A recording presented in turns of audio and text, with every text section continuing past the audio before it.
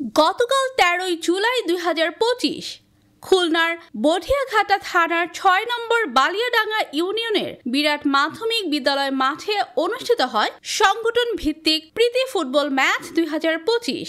এই খেলায় অংশ নেয় দুই জনপ্রিয় সংগঠন, স্বপ্নচূড়া যুব সংগঠন বনাম ফুলবাড়ী যুব কল্যাণ পরিষদ। খেলার মূল উদ্দেশ্য ছিল খেলাধুলায় বাড়ে বল, মাদক ছেড়ে খেলতে চল। এই স্লোগানকে সামনে রেখে তরুণ সমাজকে মাদক মুক্ত ও স্বাস্থ্য সচেতন করে তোলা। খেলা শুরুতে ফুলবাড়ী যুব কল্যাণ পরিষদ ১-০ গোলে এগিয়ে যায়, কিন্তু ম্যাচের একেবারে শেষ মুহূর্তে স্বপ্নচূড়া যুব সংগঠন ফ্রিকিকের সুযোগ পেয়ে যায় এবং অসাধারণ এক গোলে ম্যাচটি সমতায় ফেরে। এরপর খেলা গড়ায় ট্রাইব্রেকারে।